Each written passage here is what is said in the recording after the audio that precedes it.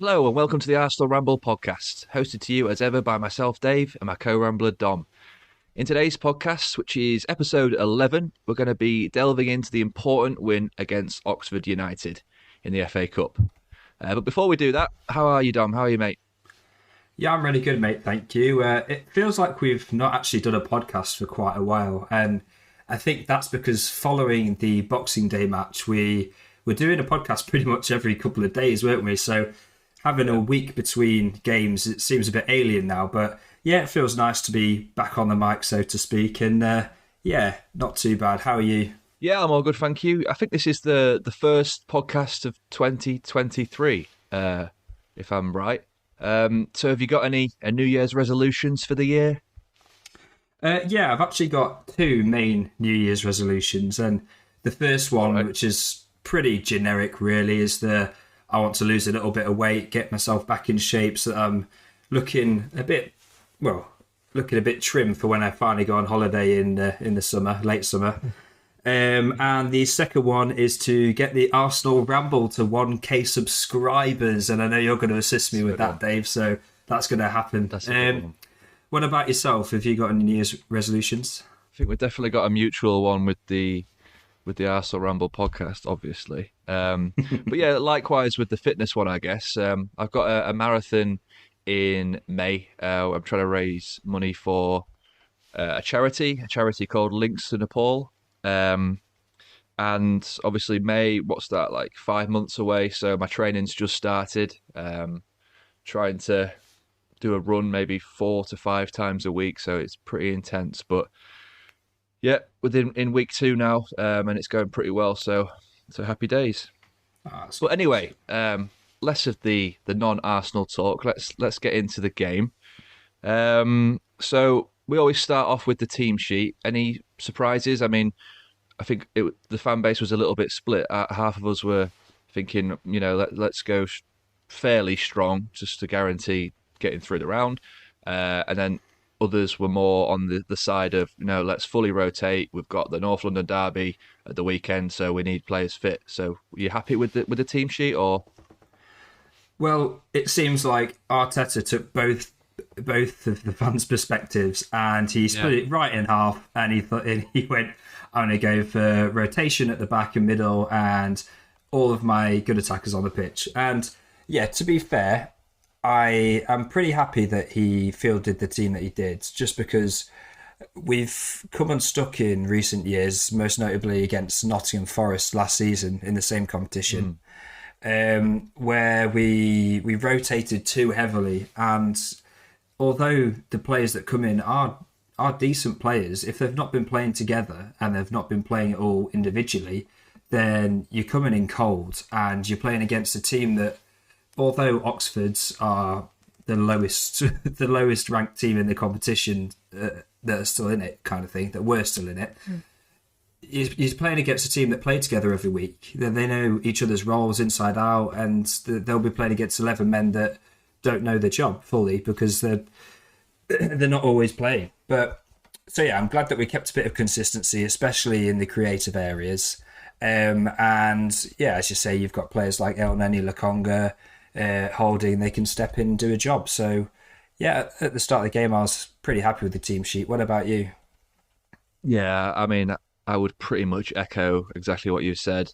It was a bit of a surprise to me seeing that the same front three that we used to see in the Premier League over the last 3 or 4 games. But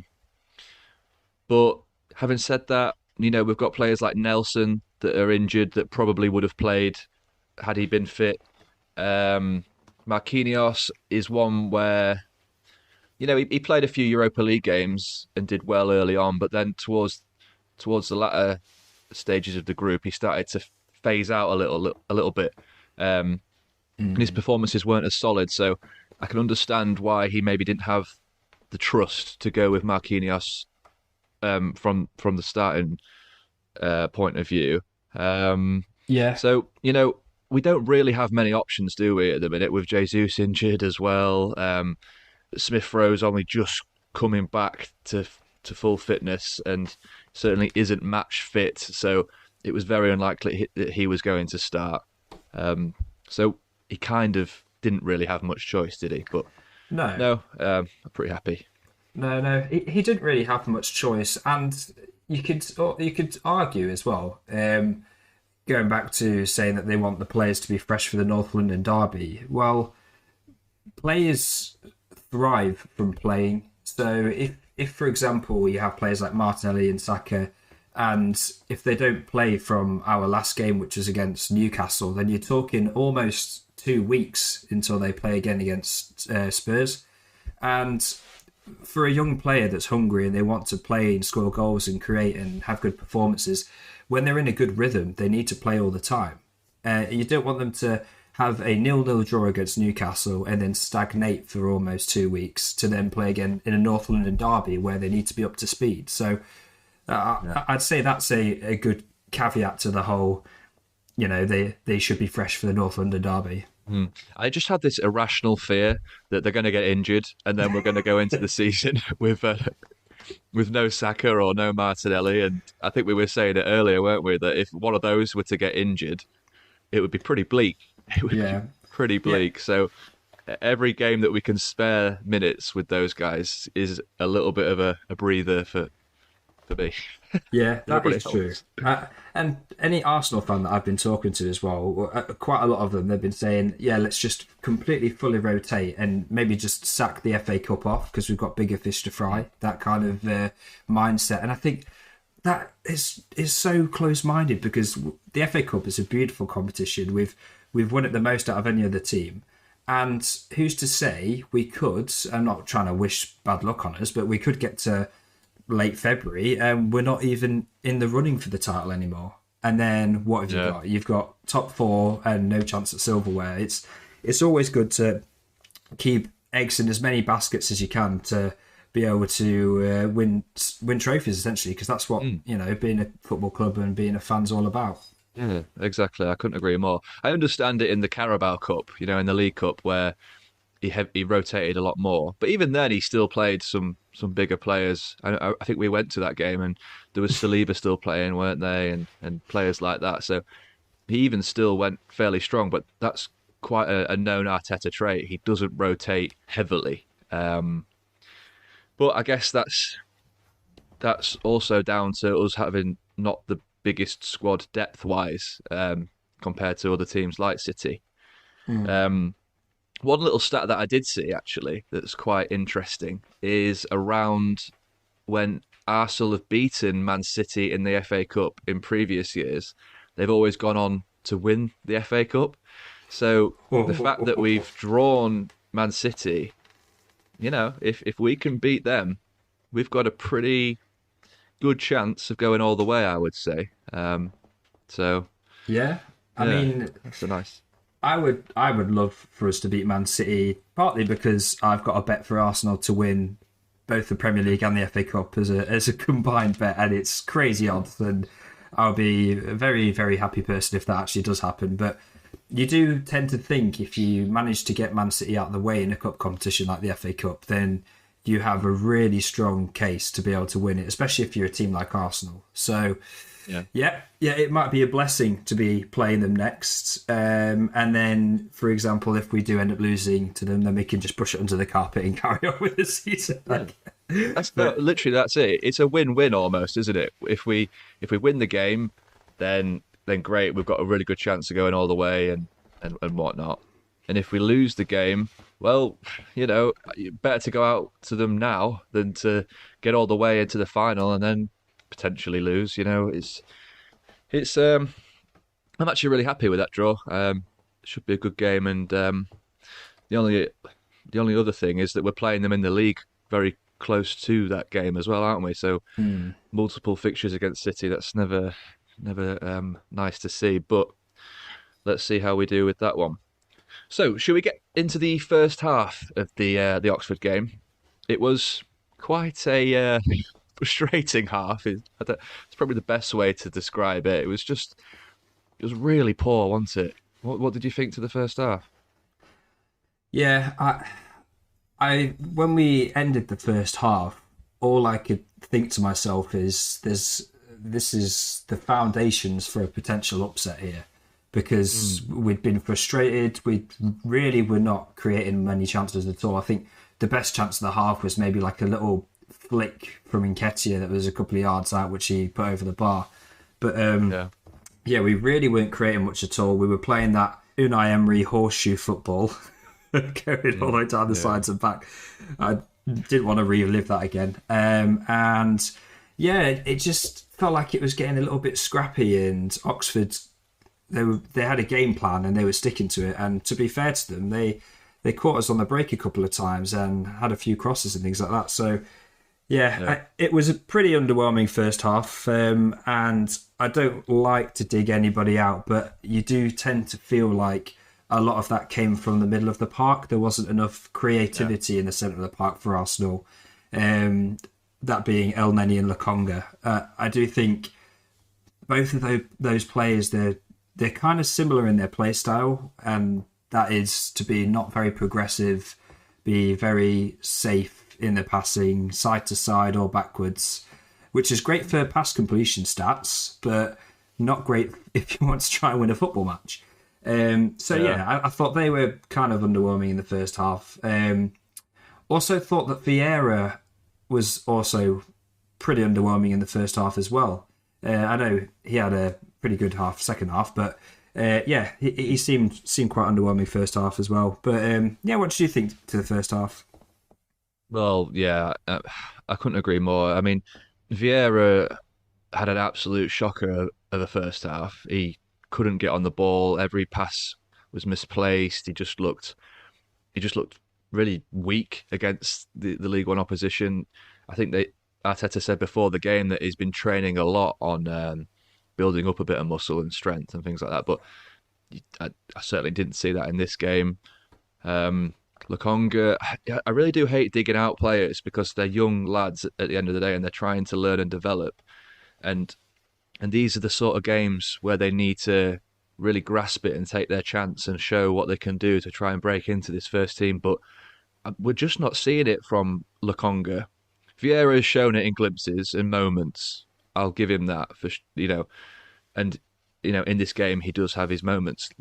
We'll come on to that a little bit later. But with Lokonga, he was just invisible all game, just really, really not noticeable. Wasn't really providing anything, and he's playing in that Xhaka role, which, as we've seen from Xhaka, can be really effective, especially in attacking phases. It doesn't always have to be distributing the ball and defensive. He has got license to get forward at times, but just didn't really show it. It was just completely invisible. I think the one big chance did actually fall to Lokonga in that half, where it struck one of their players' hands in the box, and there was a big handball shout. And even with that moment, he seemed to just take a little bit too long and just couldn't get it out of his feet. But they did shout for that as a penalty. The Arsenal players, and on the replays, it clearly does strike his arm. It's a weird one though, where he's falling down, so he's obviously got to put his arm down to land, which is natural. However, he sort of throws himself to the ground in a way that looks like he's trying to block the ball, but from sort of a sideways fall. So you could argue that isn't natural, and he's used his arm to block the shot. So it wasn't really discussed too much within commentary, I don't think. But what were your thoughts on that? Did you think it was a penalty? So when it comes to refereeing decisions, generally, I always look at it as absolutes, and unfortunately, with this case, it's down to interpretation, isn't it? Because say you have like an offside, for example, it's an absolute. It's either offside or it's not. Or you can gauge if something's a yellow card if someone's running through on goal. But when it comes to a handball, generally it's down to interpretation. And when something's down to interpretation, it's the discretion of whoever's judging it, really, isn't it? So without trying to be as unbiased as possible, I do think it could be a penalty depending on who's viewing it. And I feel like it's one of those that it's in the Premier League when you've got VAR and you're rewatching it over and over again. I feel like you probably get those 50% of the time, and then the other 50% of the time you wouldn't. In fact, do you know what? What I'm trying to say is, if the referee gives it, I don't think that VAR overturns it. I think that's what I'm trying to say. And then on the other side of the coin, if the referee doesn't give it, I don't think the VAR referee intervenes to then overturn it and give a penalty. So I think it's one of those, it's so 50-50 and it's down to interpretation. And that's probably where the whole clear and obvious is a bit of a grey area. But yeah, I've seen them given, but I'm not 100% convinced. I know what you mean. I was curious to know what VAR would have done in that situation had we had it in the game. But I'm probably, thinking similar to you, really. I don't think they would have overturned the referee. I'm surprised the referee didn't see it, though. Or because what I'm trying to say is it was quite an obvious one. I think a lot of people in the ground could tell it, and you could even sense it with the Oxford players that were sort of sheepishly looking away. I don't know. I just could sense that they all knew that there was a strong chance of a penalty there. But I don't want to speak about it too much because it was just one of those, wasn't it? It wasn't crucial. It was just an observation, really. Yeah. But going back to Lokonga, I've seen a few people, not just off the back of this game, so I'm not just jumping on his back from this one performance, but based on his performances, well, since he arrived, and more recent performances this season, do you think it would be wise to send him out on loan? Not in January, but in the summer. Do you think a loan move could work for him? I know Vincent Kompany was his manager at Anderlecht, in Belgium, who is now managing Burnley, who are looking very likely to be promoted back to the Premier League. So there's a sort of a clear pathway there that could potentially work. I just feel like a loan move could maybe provide him with the development he needs. What do you think about that?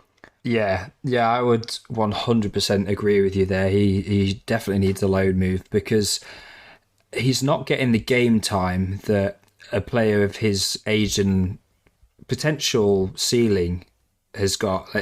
He's not playing as often as he should do to be able to develop into the player that he could potentially be. And that's where you really need to step up as a club and see that these sorts of players need to go on loan and they need to go to teams that are going to play against a similar calibre of team that you're going to play against in the league. So, as you say, Burnley are coming up to, looking like they might come back up into the Premier League next season.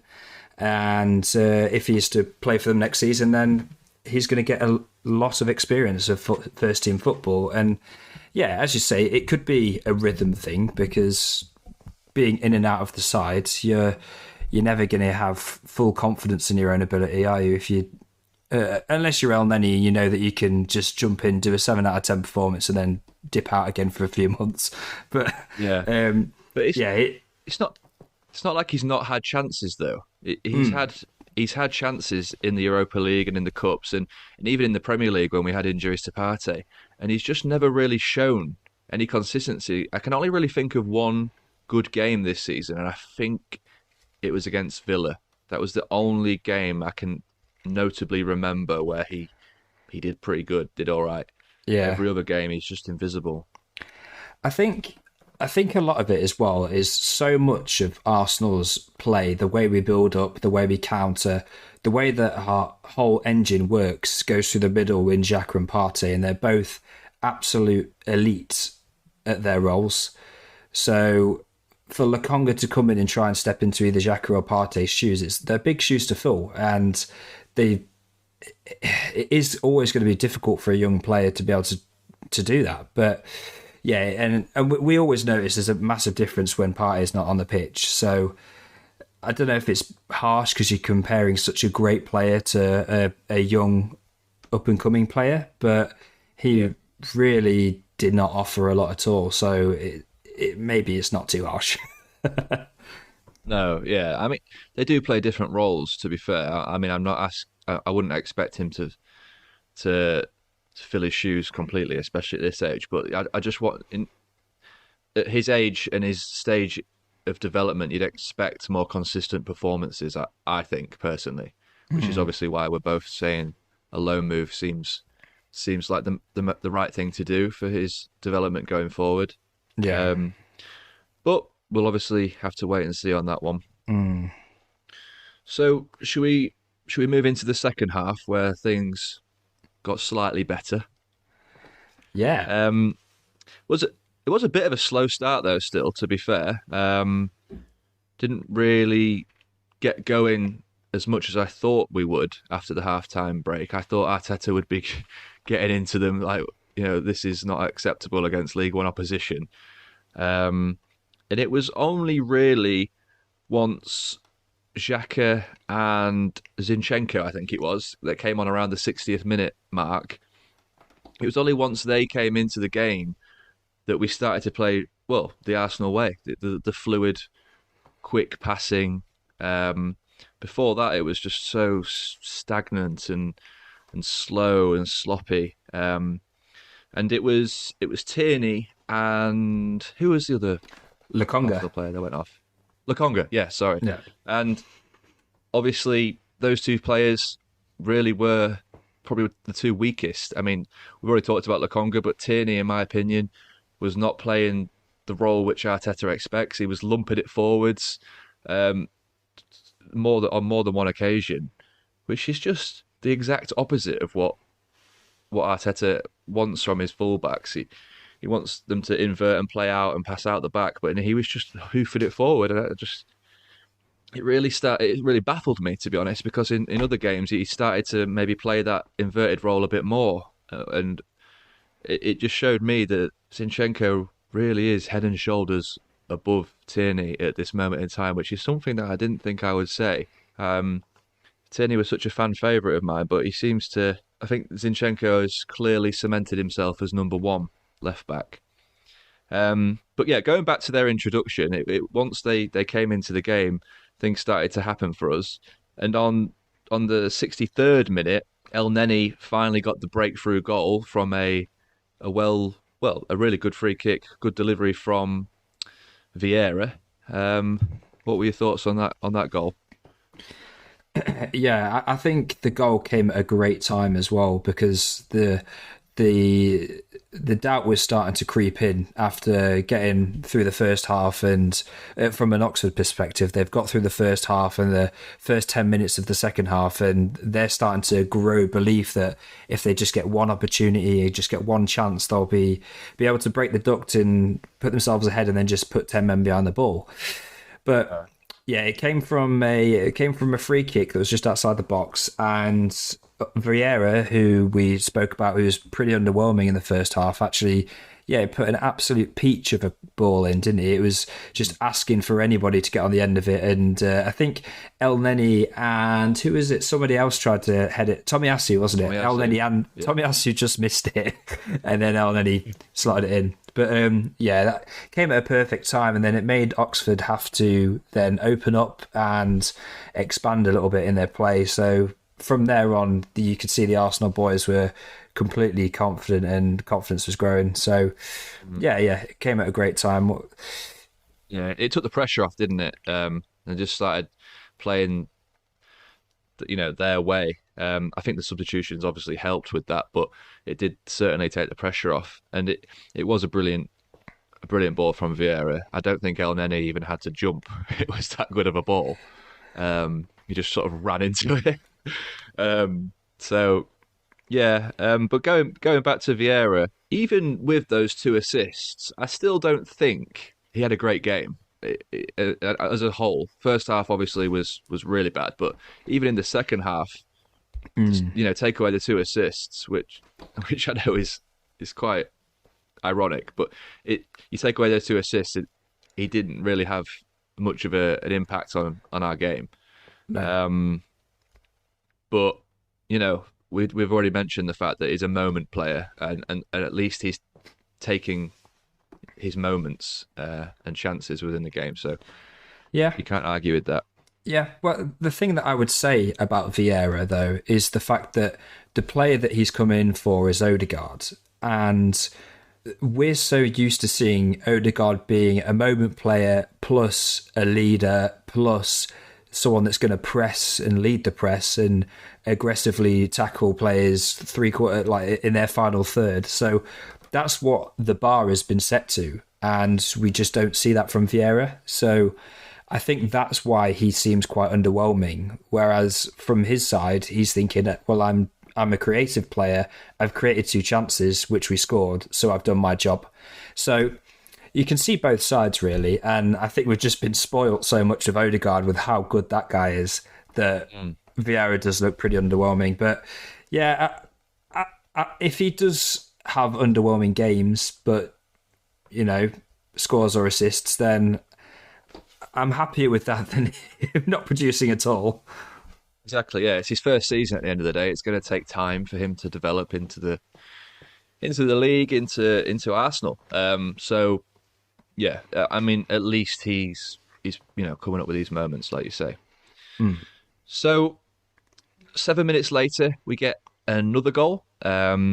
This is through Eddie Nketiah, who was put through 1-on-1 with the keeper from a good through ball from Vieira. At this point in the game, they just seemed to lose all shape, didn't they? They sort of lost the ball in the middle of the park, and just a lobbed pass through into Vieira.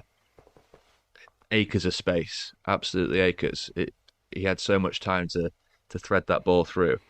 But once Eddie took it round the keeper, it was a well taken goal, and gave himself a nice easy tap in. I think it was it's another goal for Eddie Nketiah.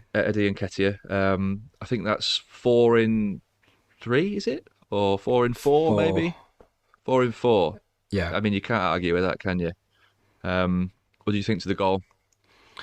Yeah, I think, as we're saying, Vieira's assist was really good. It just plays it behind the defender from the way he's running, so he has to be off balance whilst Eddie's making the run diagonally. And yeah, it's perfectly weighted ball. And the thing is with Eddie Nketiah that I've not felt for a long time with Arsenal strikers, even with Gabriel Jesus, but when he's 1-on-1 with the keeper, I always feel like Nketiah's going to score. I just feel like when he's in that moment, he's going to be able to either slot it home or go around the keeper, or his finishing ability, it is so high above, like players like Lacazette last season. You'd see him get put through 1-on-1. You'd think, how's he going to mess this up? Genuinely, I thought he'd be so much space. I think he's going to take 2 or 3 touches and then turn back and then wait for support. Whereas Nketiah, he's deceptively quick. He's really quick, and he'll get on the ball. He's got a great first touch, and then he already knows what he's going to do with it, go around the keeper and slot it home. So, yeah, as you were saying, for a backup striker, it's not too bad having 4 goals in 4 games, really, is it? So, No. Yeah, really happy. He's doing really well, isn't he? He's doing really, really well. And it's something that we predicted, didn't we? I mean, I think it was during the World Cup when Jesus got his injury. There was a lot of speculation on, is Eddie Nketiah going to be able to fill his boots? And we were saying, well, probably that and some more with in terms of goals. And so far, it seems like that's coming to fruition, because 4 in 4 is a nice return. I know 2 of them have come against Oxford, but that they were well taken goals. We'll come on to the second goal now, actually, which again was only 6 minutes after the previous goal. And this was a lovely, a great run by Martinelli, who took it well again in the middle of the park and sort of drove forward as he does. Puts through Eddie puts him through quite wide. I was thinking, is he going to look for a player to cross it to? And then just absolutely beautifully dinks it over the keeper. It was a well taken goal. There were suspicions of offside though. Did you see those? The angles on that. Yeah, yeah, it was offside. To be honest, after watching the replay, it definitely was offside. And if there was VAR, then it would have been ruled out. But that's the glory of playing at a League One side's ground, I guess, because there's no VAR in the cup. But yeah, he makes a pretty good run, and as you say, you could tell the golfing quality between a Premier League player like Martinelli and some of these guys, because every time Martinelli got on the ball today, you'd see him just drift past players, especially on the left-hand side. I think their right-back had an awful time against Martinelli. But yeah, he went through the middle, then played in Nketiah, and then, as you say, that is the finish of someone who's feeling good right now. Normally, if a player's struggling with some striking form and they're not scoring goals, they would either leather it or they'd gather the ball and then try and pass it in to someone else who's in a better position. But that is somebody who's feeling really good about himself and he's thinking, I can just do a little dink here. And it's not even like it's not even like he's tried to get good clearance on the keeper either. He's literally just thought, I can just feather this and it'll go into the net, and it does. And yeah, it was a beautiful goal. And hints of offside, it was offside, but who cares? Yeah. Who cares? Like you say, there's the dubious penalty, or maybe not penalty in the first half that we could say equals that one out. But overall thoughts on the game, I think we struggled at the start, or maybe up to 60 minutes until the substitutions came in. I think our B team, which is what I would call this team, bar the front three, is poles apart from our first team at the minute. And this to me really does suggest that we need to maybe recruit stronger depth players.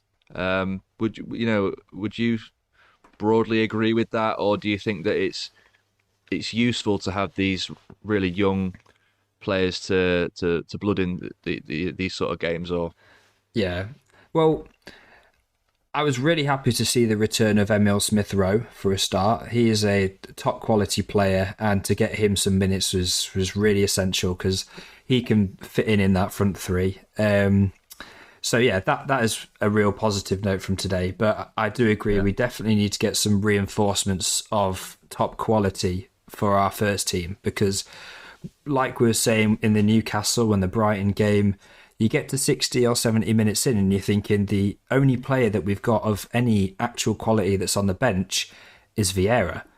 So, and he was on the pitch today, so obviously it's a bit irrelevant for today's game. But yeah, I think most of the players that played today fall into the bracket of not good enough for the first team, rather than potentially going to be up and coming for the good team, like for the first team. For example, Rob Holding is never going to be good enough to start in the first 11. El Neni is never going to be a first 11 player, is he? He's never going to be an impact player. You could argue maybe Lokonga after a few loan deals and to strengthen his game, but as it stands at the minute, he's never going to be starting in our first 11. It's above Partey or Xhaka. So yeah, and Vieira for Odegaard, that's not going to happen either. So yeah, we could really do with some good recruitment, and it looks like now that Felix is going to Chelsea, that we're going to be fully focused on Mudryk, and yeah, he would have been a great player to have brought into a game like that. yeah, he seems the sort of player that we're screaming out for from the bench. Someone that's just going to be able to run against tired legs, take people on, very direct. I'm really hoping that with these Felix rumours that seems to have all been sorted with Chelsea, which in my opinion, and we've said in previous podcasts, is a dodged bullet. I don't think he would suit this Arsenal team at all. Yeah, I think it's heavily hinting that Mudryk's going to be an Arsenal player if we can agree this fee. I think Chelsea, obviously, like they've done in previous deals, with Jesus, they try and hijack it at the last minute. But it was confirmed that Mudryk has basically just come out and said, I don't want to play for Chelsea," which is lovely. I just want to put that out there. That is great because we've been so used to players turning us down for teams like Chelsea. So how great does it feel that we've got a player that's like, no, I don't want to go to Chelsea. I want to go to Arsenal. I want to potentially win the league, and I don't want to not play in the Champions League. It's like roles reversed. I love it. Yeah, and it's a great time to be an Arsenal fan. And this was something that you were saying to me earlier, but the Chelsea owner seems like he's playing Football Manager with the types of transfers that he's trying to make, and he's looking at everybody else's business and trying to intercept that and try and do it for Chelsea instead. And my brother actually sent me a message about this earlier because we were talking about the Felix thing, and he said, "Shall we start a rumour that we're back in for Yaya Sanogo?" So the Chelsea intercept. He'd be in a Chelsea shirt a week later, wouldn't he? For 50 million. Yeah, no, it's crazy, and also to go alongside that, they're offering like 7 to 8 year deals on some of these players that I've never even heard of. It's so strange, but it's great to see because it feels like they're making all the wrong decisions that we did all those years ago and had to recover from. So keep it going because adding players like Aubameyang is just it's not going to work. Yeah. So. And to be adding Aubameyang in the summer and all the hype that you had about him to then not even 6 months, like 4 months later, be in for another striker in Felix, just shows you how bad business that really was because Aubameyang's not really done anything for them this season. In fact, Havertz has been starting above him in the pecking order. So I think, there's something wrong in the Chelsea hierarchy, and it's absolutely wonderful to see. So long may that continue. Yeah, long may that continue. I guess it does tie into, I don't want to talk about Chelsea too much, but I guess it does tie into a little bit with the injuries they got at the start of that game against Man City. I think where Pulisic and Sterling went off injured. So they were probably thinking, we're going to need more attacking reinforcements here. So I guess on paper it does make sense, but the money that they're paying, I think it's like a £9 million loan fee plus 300k a week in wages. So the total cost is going to be like 20 million over the 6 months, and they haven't even got an obligation to buy the player because I think that he's just signed a new deal with Atletico as well. Yeah. So even if he does really well, he's gone in 6 months. So yeah, we'll have to wait and see how he does. But going back to Arsenal, I'm hoping that's paved the way now for Mudryk for Arsenal to agree terms with Shakhtar and for Mudryk to become an Arsenal player.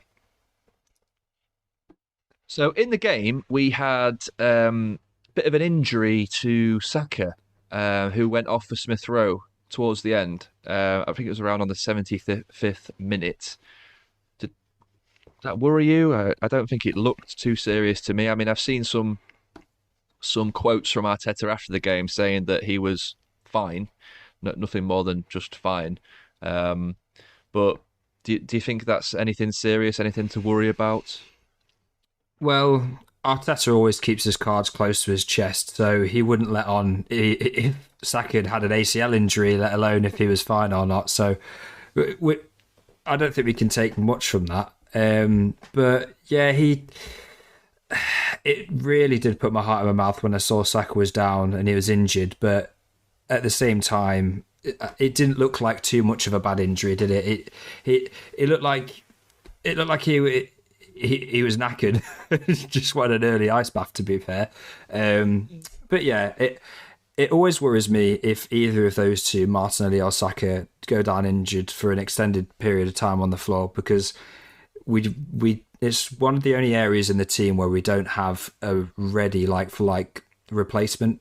especially on Saka's side. I know that now that Smith Rowe's back, we've got Martinelli on that side. But it was interesting to see that they actually swapped over, didn't they? That Martinelli went on the right and then Smith Rowe stepped in back on the left. So that's a potential option if, for example, Saka did get injured in the future. And all the more reason for getting a player in like Mudryk as well to be able to step and slot right in if we'd got an injury to one of our main guys. But yeah, it was definitely a nervy moment when he first got injured. Yeah. I think that's pretty much about it for the game. Is there anything else that you've got to add? No, I can't think of anything. Just happy that No. we're through to the next round. Yeah. Okay, well, let's move on to the next game then. We've got a North London derby to play. Um, Nervy? Yeah, just a little game of the North London derby. Well, I wouldn't be nervous normally if we were playing at home. However, we're playing away at Spurs' ground, and the stats don't look too good for our favour. We actually really underperform when we play away at Spurs, and we've actually had, out of our last 5 games away at the Tottenham Hotspur ground, we've had 4 losses and a draw.